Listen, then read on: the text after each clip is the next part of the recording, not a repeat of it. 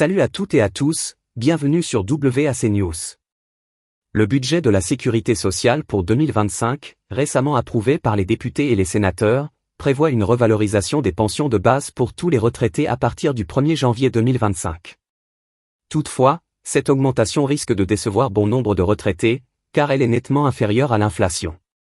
Le compromis trouvé lors de la commission mixte paritaire, CMP, prévoit une augmentation de 0,8% pour la plupart des retraités, et jusqu'à 1,6% pour ceux touchant moins de 1 500 € bruts par mois sur l'ensemble de l'année.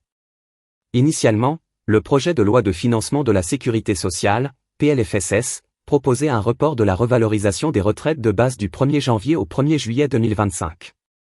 Cependant, le ministre du Budget et des Comptes publics, Laurent Saint-Martin, a écarté cette idée le 12 novembre, confirmant que toutes les retraites seraient revalorisées au 1er janvier, mais à hauteur de 0,9%, soit la moitié de l'inflation prévue. Cette revalorisation devait initialement prendre en compte l'inflation hors tabac annuelle moyenne entre janvier et décembre 2024, estimée à 1,8%. Cependant, une dérogation à la formule de calcul a été appliquée, aboutissant à une revalorisation inférieure. Finalement, l'amendement retenu en CMP a fixé une revalorisation de 0,8% au 1er janvier 2025.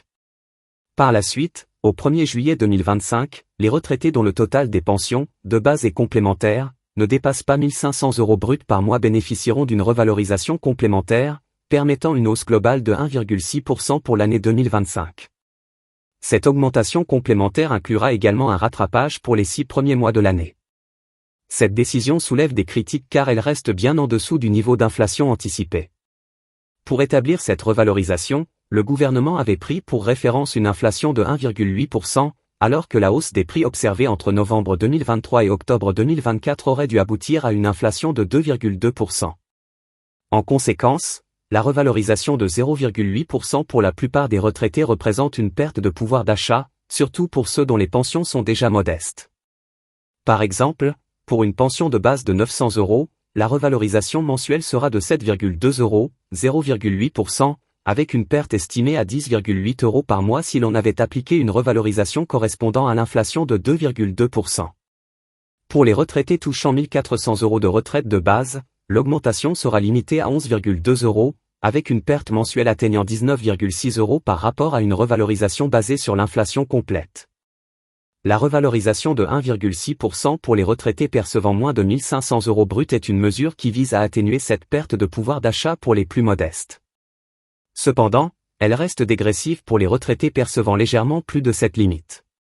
Par exemple, pour ceux dont les pensions sont légèrement supérieures à 1 500 €, la hausse sera progressivement réduite, avec des augmentations de 1,4% pour les pensions allant jusqu'à 1 505 € bruts, puis de 1,2% jusqu'à 1 508 €, et enfin de 1% jusqu'à 1 513 €.